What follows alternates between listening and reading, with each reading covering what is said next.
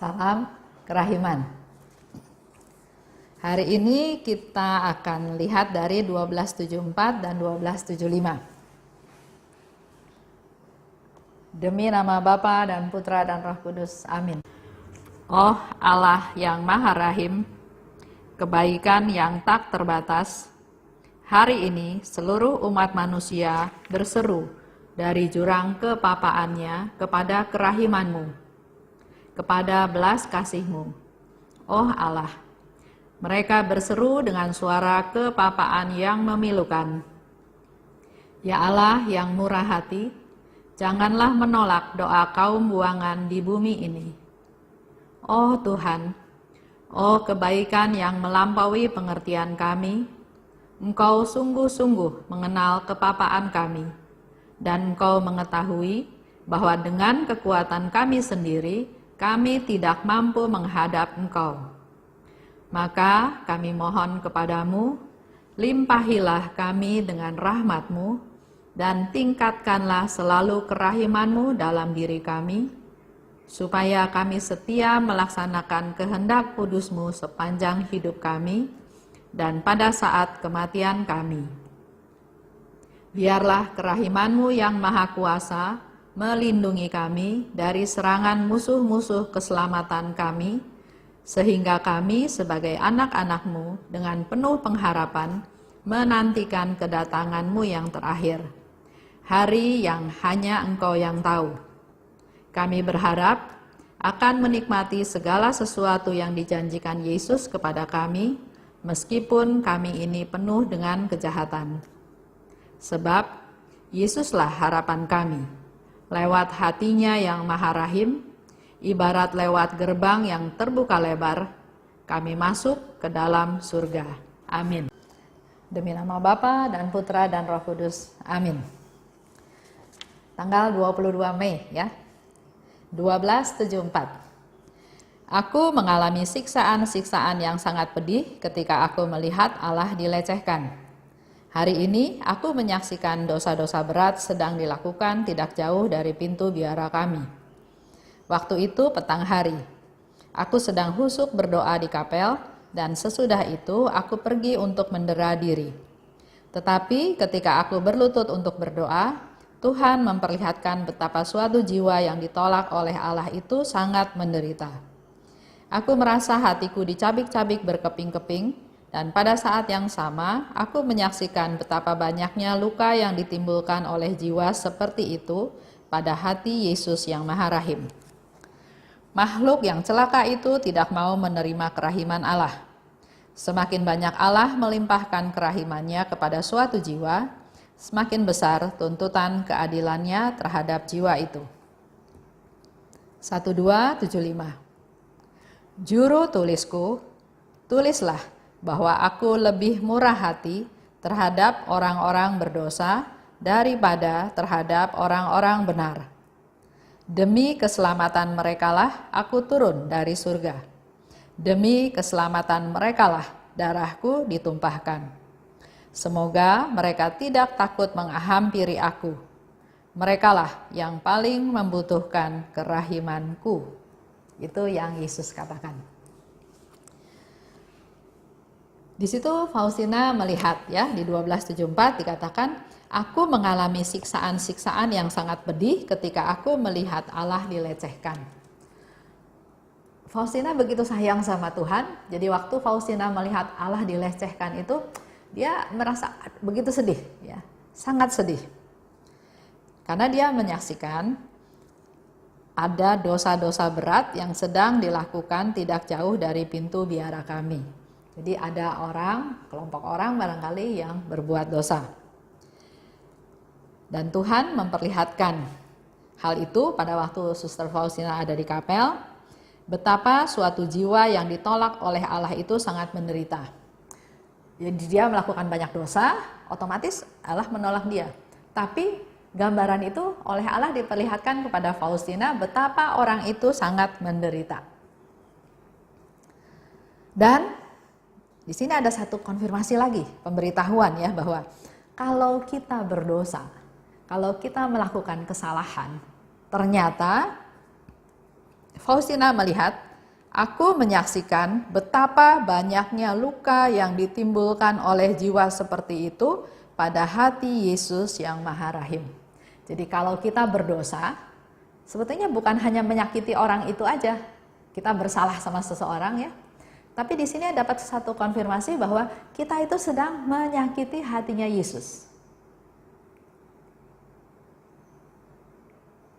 Coba diingat, coba direfleksikan lagi bahwa saya kalau berdosa atau melakukan kesalahan kepada orang tertentu, kepada siapa saja, bukan dia aja yang sakit, bukan dia aja yang dirugikan, karena ternyata secara tidak langsung kita sedang menyakiti hati Yesus.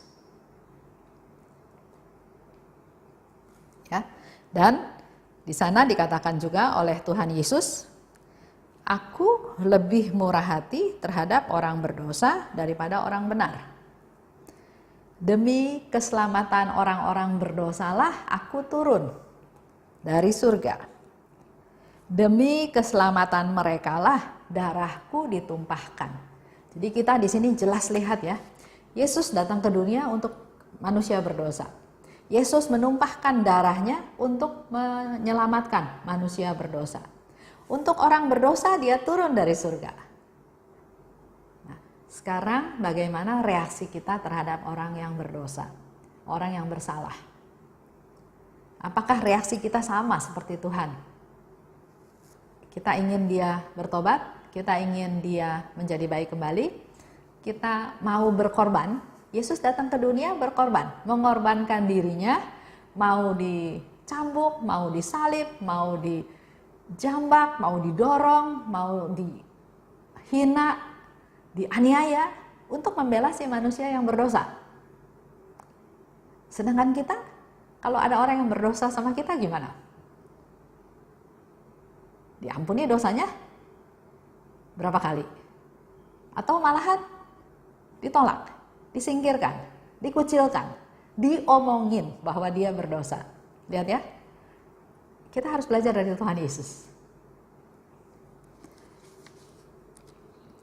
Nah, saya mau cerita tentang seseorang, baru 2-3 hari lalu kirim ceritanya ke saya, tapi ini cerita bagus sekali. Jadi di suatu rumah sakit, ada orang sedang sekarat. Biasa ya, kayak kita juga di rumah sakit, ada tim doa, kunjungan, berdoa buat mereka yang sakit. Dan terutama kalau sudah sekarat, biasanya keluarganya menelpon, meminta supaya ada tim doa yang datang yang mendoakan. Nah, di rumah sakit itu, si sakit ini juga sekarat, tapi tidak meninggal-meninggal. Sehingga suster-suster di sana meminta ada tim doa yang mendoakan. Ada orang yang mendoakan dia. Tapi si yang sakit ini marah-marah, nggak mau didoain, nggak mau, marah-marah. Sampai ada pastor datang juga, sama dia diusir, pokoknya dia nggak mau didoain. Tapi dia sekarat. Sampai suatu kali ada satu pastor datang, pastor ini diminta sama suster, tolong doakan orang yang sedang sekarat. Ya otomatis pastor ini datang mau mendoakan. Tapi karena orang ini marah-marah dan diusir pastornya, ya udah, pastornya keluar pergi. Dia pergi ke kapel, dia berdoa. Setelah selesai doa dari kapel, dipanggil lagi sama suster ini. Pastor, doain lagi. Enggak, orangnya nggak mau didoain. Tapi suster ini tetap maksa, doain dia. Akhirnya pastor ini bilang, oke lah, saya masuk lagi kamar, saya mau doain dia. Tapi pastor ini bilang begini sama si sakit. Saya nggak akan ajak kamu berdoa, karena kamu kan nggak mau kan diajak berdoa. Tapi saya mau duduk di samping pembaringan kamu, saya mau berdoa. Saya mau berdoa sendiri. Si sakit ini bilang, ya terserah, kalau kamu mau berdoa, doalah. Pokoknya saya nggak mau ikut doa, saya nggak mau didoakan. Dia berdoa dan ternyata dia berdoa koronka. Pada waktu pastor ini katakan begini, demi sengsara Yesus yang pedih, tunjukkanlah belas kasih-Mu kepada kami dan seluruh dunia. Itu kan terus diulang. Demi sengsara Yesus yang pedih, tunjukkanlah belas kasih-Mu kepada kami dan seluruh dunia.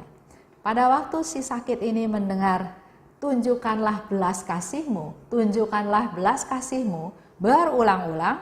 Lama-lama sakit ini marah, stop. Jangan doa seperti itu lagi. Karena saya nggak mau minta belas kasih Tuhan. Karena Tuhan tidak mungkin memberikan belas kasih-Nya pada saya. Pastor ini jadi penasaran, kenapa? Kenapa kamu bisa berpikiran bahwa Tuhan tidak mau melimpahkan belas kasih-Mu, belas kasih-Nya kepada kamu? Dari situ dia cerita. Dia bilang dia itu pernah melakukan satu perbuatan kelalaian, kejahatan, menyebabkan satu keluarga mati. Dia itu punya tugas jaga lintasan kereta api. Ternyata karena dia lalai, ada mobil lewat, mobil ini ketabrak kereta api sehingga semua orang yang ada di dalam mobil itu meninggal. Jadi dia merasa dia sangat berdosa, dia sangat bersalah karena keluarga itu meninggal, suami, istri, dan anak gara-gara dia.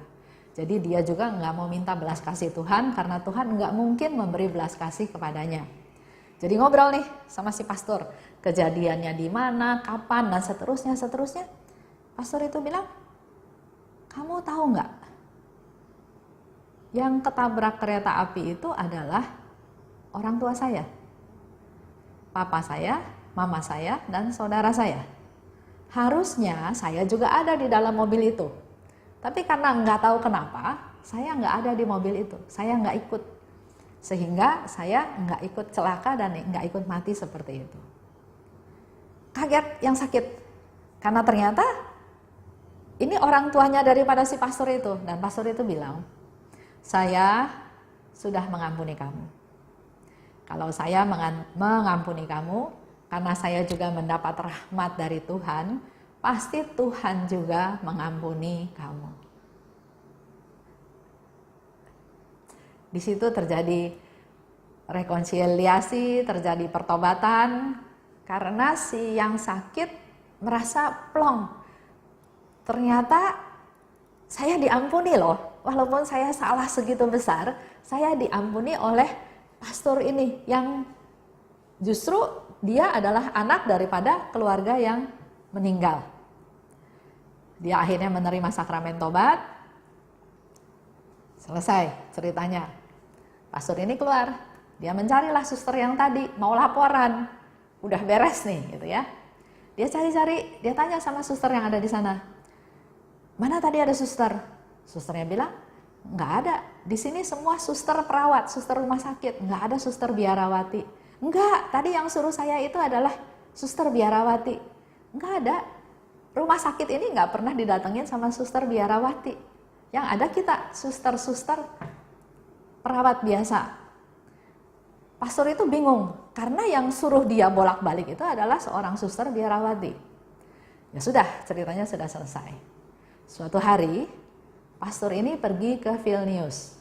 Vilnius itu adalah ibu kota Lituania. Ya, dulu daerah itu adalah milik negara Polandia. Tapi setelah perang dikuasai oleh Rusia, akhirnya daerah itu menjadi satu negara baru yang namanya Lituania dengan ibu kotanya Vilnius. Dia datang ke Vilnius, ke gereja, dan di sana dia melihat mukanya suster yang suruh dia itu ada di dinding. Dia bilang, ini loh, suster ini yang suruh saya berdoa.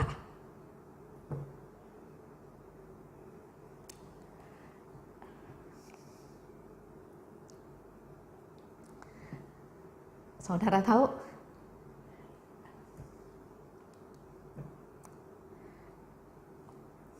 pastor itu menunjuk fotonya Suster Faustina.